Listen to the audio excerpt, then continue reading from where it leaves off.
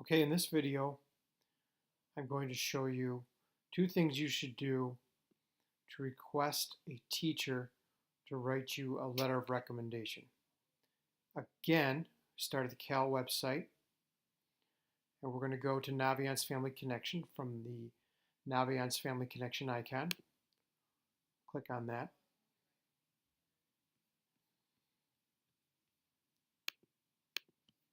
And obviously we're dealing with Cal Technology, so it takes a half hour. There we go.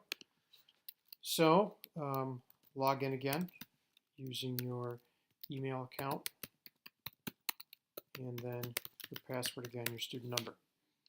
And of course I did it wrong, and that's good practice when you get that so you don't stress out. There we go. So now there's two things you should do. First of all, you should fill out the letter of recommendation form, which you can find on here by going to My Planner, My Planner. Nope, sorry, About Me. Go to the About Me part, and you want to click on My Surveys, and then Surveys Not Started. Click on that. Recommendation Request Form.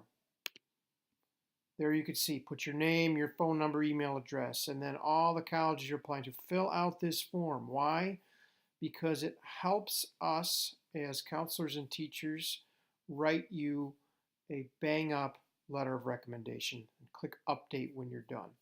Teachers will have access to this. Counselors will have access to this once you've completed this. So I think it's really important that you do that because teachers maybe have seen you only once or twice. Some of them you may have had for 3 trimesters in all year, so they'll know you better. Some maybe only for a trimester. Your counselor, you've had limited exposure to them, maybe twice a year. So it's really a good idea to get this filled out. So once you've done that, now you want to go back to the Colleges tab and then go to Colleges I'm applying to. And you scroll down and it says Letters of Recommendation. Quite simply, you see that highlighted in blue, it says Letters of Recommendation section. You want to click on that, and that will take you to this page where your requests are recorded or kept. So you add request, and then you'll get this Dropbox menu that will come when you click on it, and it has every staff member, every teacher that we have. We even have included, we've left Kevin Remenap in there even though he's not here, so some of you may want to still request that he write you a letter. Although his email address has changed, so we're still working on that, so be patient on that. Any new staff members, you're probably not going to have them write you a letter of recommendation at this point, so we haven't really added them in because you really don't know them.